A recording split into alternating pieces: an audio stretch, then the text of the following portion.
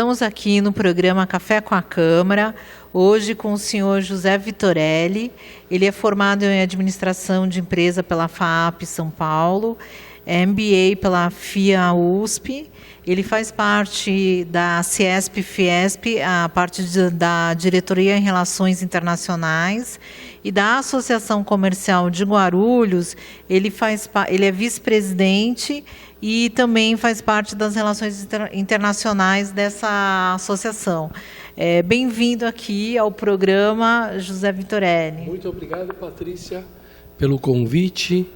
É um prazer poder tanto colaborar com este setor que é tão importante para a nossa economia, principalmente a área internacional, né? Já que temos aí câmaras de arbitragem como parte da nossa cultura internacional. Então, é um prazer não só falar um pouco de arbitragem com vocês, como também sobre a nossa área internacional, falar talvez um pouco sobre como estamos convivendo com essa situação da pandemia.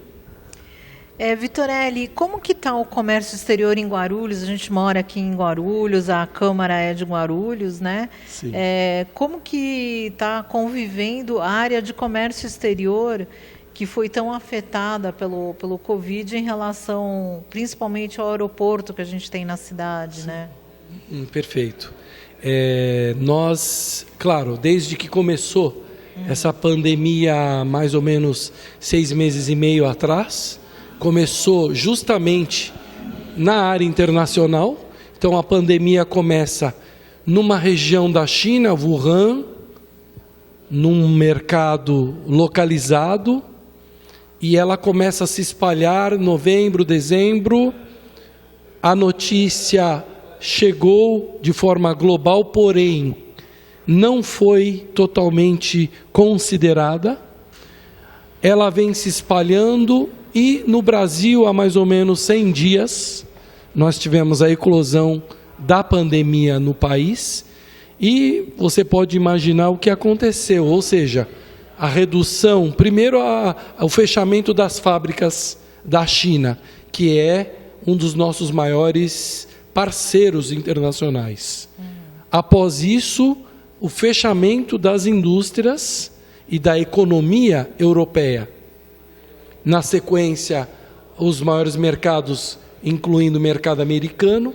Então, nós tivemos, em nível internacional, a parada total das operações, a consequente epidemia em nível sanitário e aí a consequência econômica. E nós estamos agora tentando flexibilizar o retorno da economia. A China, em nível comercial, começou já suas atividades, mas ainda temos um longo caminho. E a consequência dos números, né, Patrícia? Justamente a redução, a queda é enorme. O que se estima é uma redução de 12% a talvez mais de 30% em nível global, sobre todas as economias globais. E Guarulhos não vai ficar fora disso, né? Nós até conversamos um pouco sobre a movimentação de aeronaves no aeroporto. Se há 4 meses atrás nós movimentávamos cerca de 60, 70, às vezes 100 aeronaves no nosso aeroporto, hoje eu não tenho mais do que 10, 12 aeronaves sendo movimentadas. Então, o movimento é realmente bastante sensível e brusco.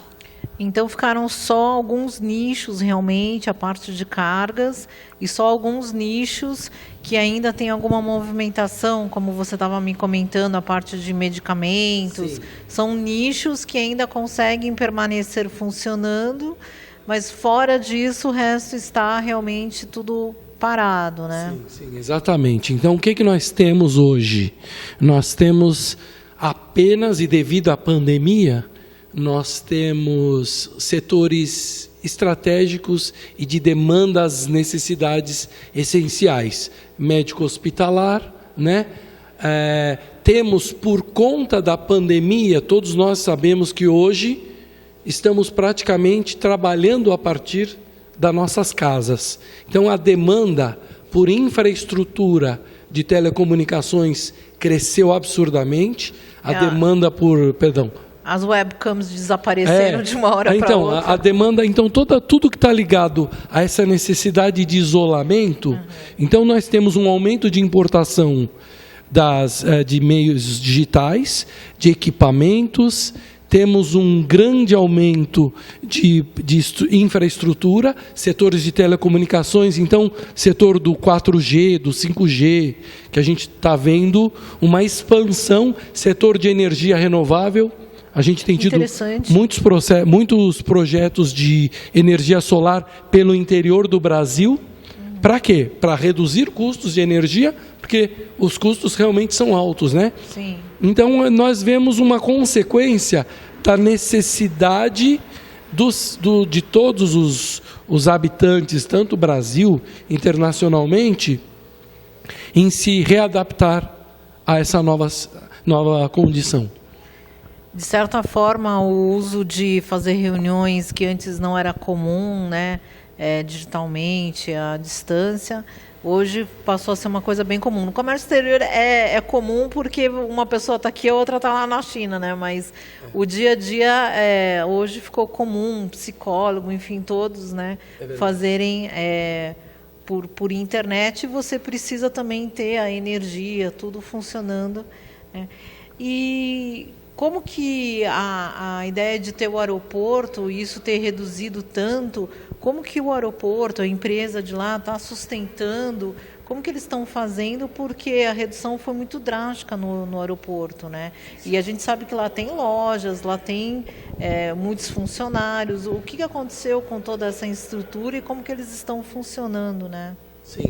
Olha, não em detalhes, mas o que eu posso te dizer, Patrícia, é que praticamente as lojas que ocupam, ou todas as empresas, ou 90%, eu diria, das empresas que prestam serviços no aeroporto hoje, ou estão fechadas, ou trabalhando num ritmo muito menor, o que inviabiliza a sua sustentabilidade. Então, eu tenho muitas salas comerciais hoje disponíveis no Teca, né? Tenho muitas salas administrativas disponíveis no aeroporto internacional, porque muitas companhias aéreas que alocavam salas saíram, entregaram seus imóveis.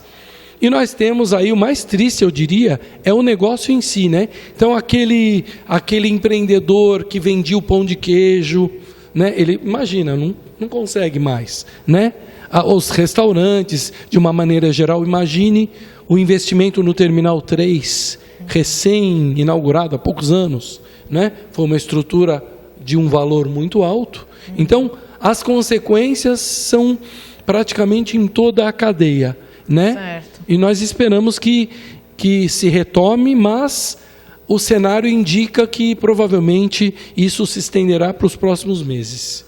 Certo, é uma coisa que de repente só vai ter uma retomada mesmo no comecinho do ano que vem, com a volta total, aí se tudo permitir, né? Sim.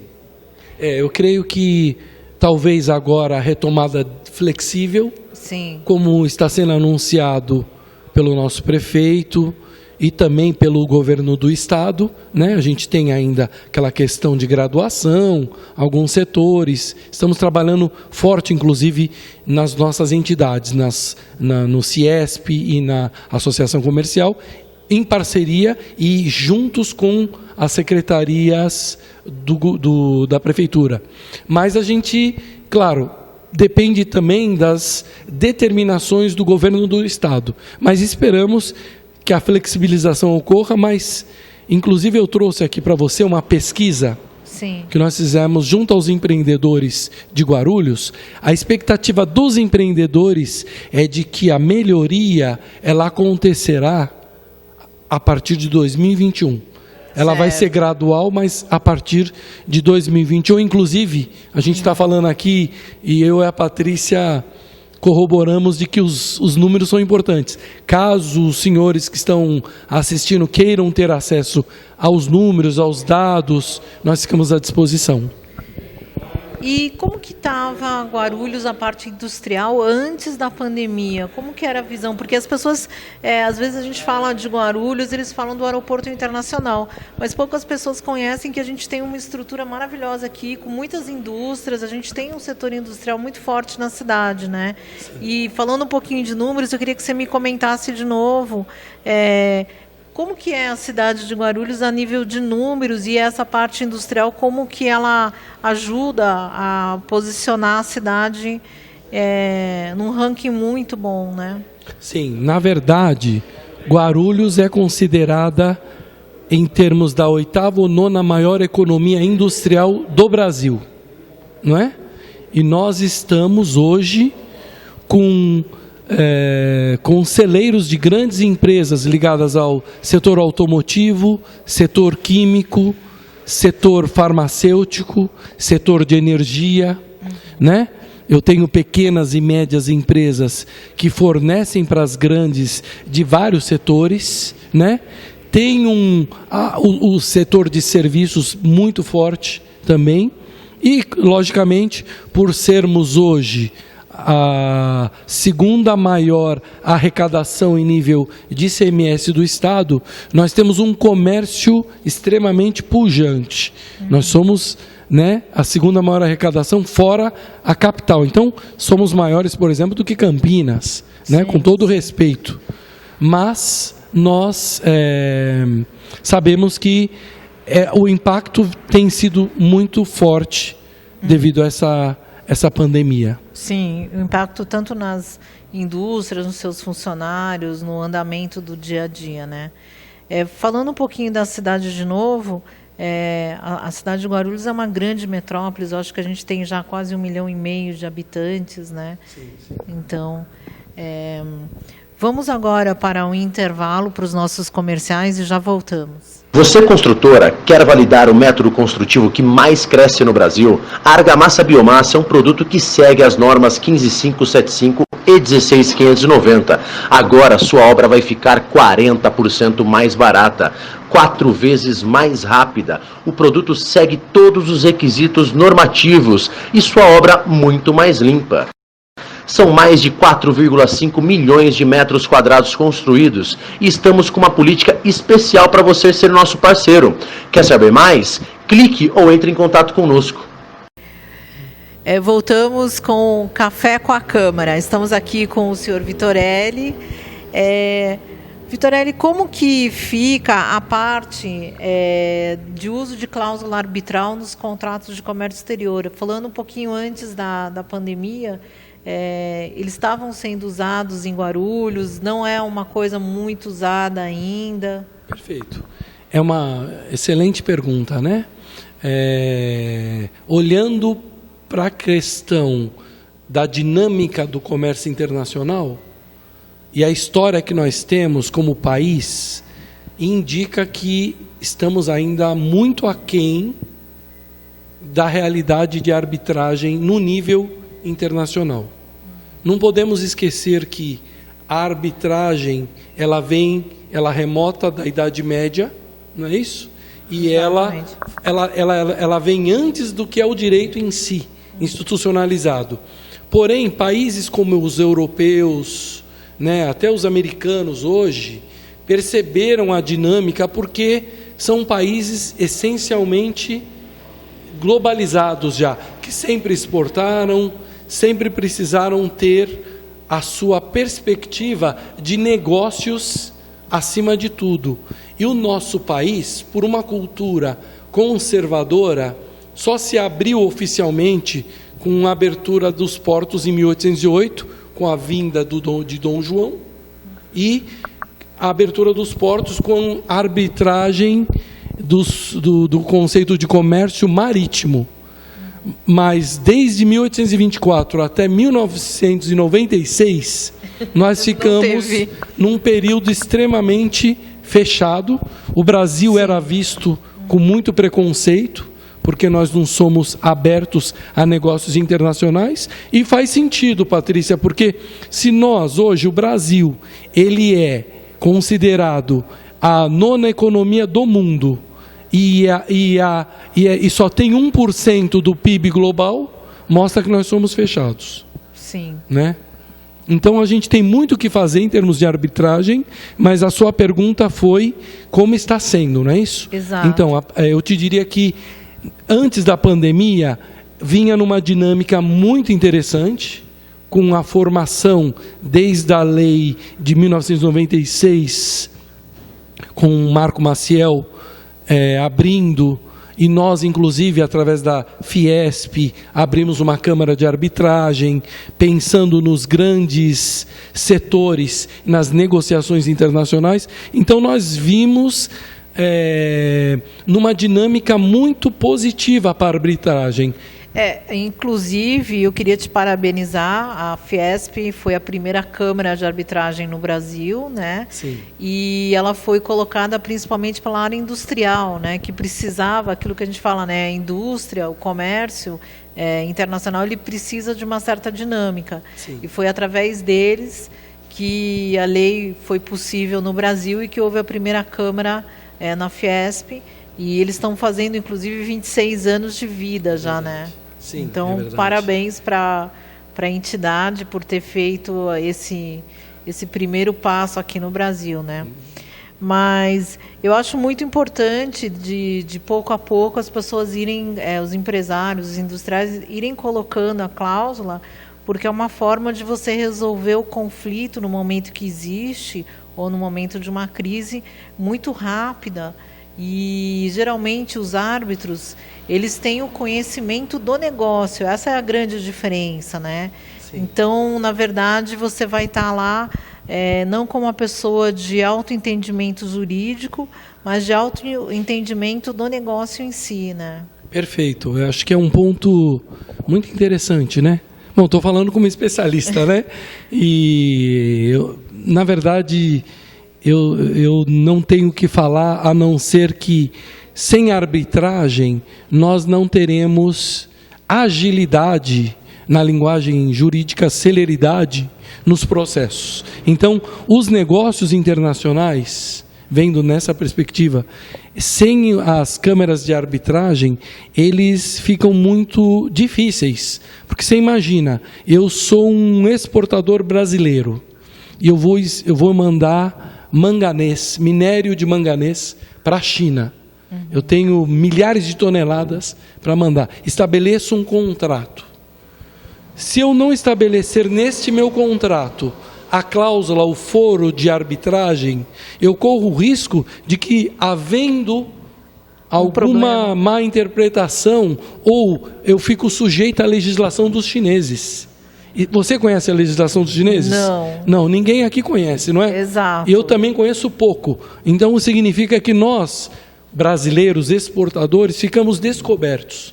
Precisamos ter essa cláusula estabelecida como foro, precisamos incentivar todas as pequenas, médias e grandes empresas, não só de Guarulhos, como do Brasil, de que é uma cláusula e a arbitragem já é hoje totalmente legal.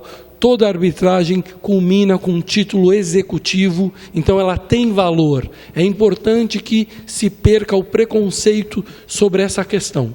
Sim.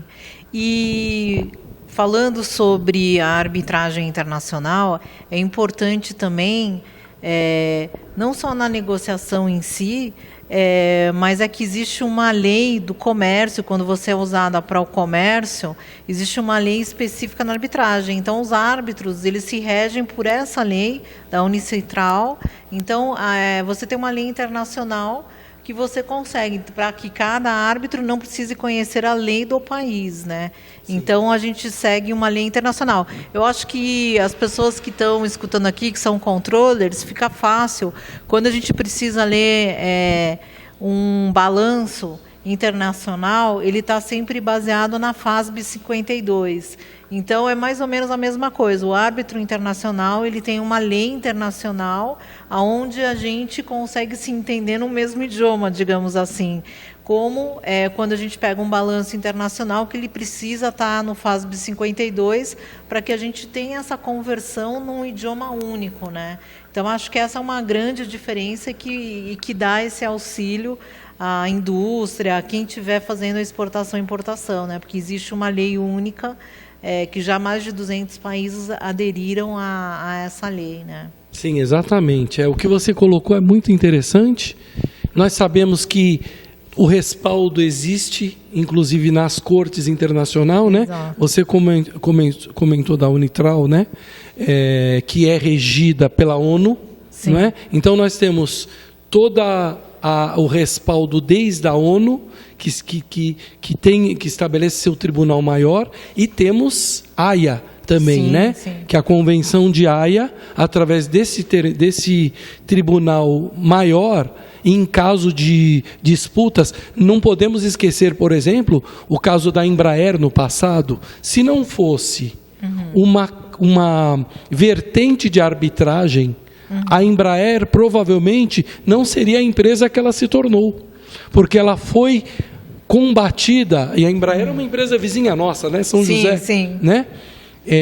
Ela teve o primeiro questionamento pela Bombardier, que era uma grande exportadora de aeronaves, mas graças aos recursos de arbitragem internacional, a Embraer foi reconhecida, teve o seu espaço e a sua participação de mercado, e hoje é uma empresa multinacional, um grande exemplo para nós, né? Sim, com certeza, é muito importante essa empresa. Vitorelli, outra coisa que você estava falando sobre o resultado, a sentença arbitral, ela ser um título executivo judiciário, e a gente estava falando da Haia, a convenção da Haia, ela permite que essa sentença, geralmente, quando a gente trata de sentenças internacionais, ela está escrita em português e geralmente ela está em inglês também. Ela hoje, aqui em Guarulhos, ela pode ser levada a cartórios, cartórios que a gente conhece já daqui da cidade, onde ela vai ser anotada pela Convenção da Haia. Então, ela vai ter aquela sentença, vai ter validade em mais de 200 países. Então, se hoje sai uma sentença que vai virar um título executivo, eu consigo usar essa sentença diretamente no país. Então, vamos supor, se é um título executivo que eu vou entrar contra uma empresa nos Estados Unidos, eu passo aqui a sentença no cartório, ele vai dar o certificado da Haia, e essa sentença eu peço para um advogado nos Estados Unidos apresentar na cidade onde está a empresa, para poder executar o título que é a sentença. Então, é uma coisa rapidíssima, porque senão ela vai ter que passar por um fórum e tem aquela parte da carta rogatória e tudo. Então, hoje em dia, com a Convenção da Haia, a sentença, automaticamente, com esse certificado, se transforma em um documento internacional que pode ser usado no país onde que está a outra empresa, né? Então, pode ser executado o título. Isso acelera muito todo o trâmite, né? Não, é excelente o que você fala, né? Fico feliz de estar aqui ao lado da Patrícia, de aprender um pouco também. Eu entendo que a maior vantagem, são duas maiores vantagens que eu vejo, tanto em nível nacional quanto na dinâmica do comércio, né, internacional.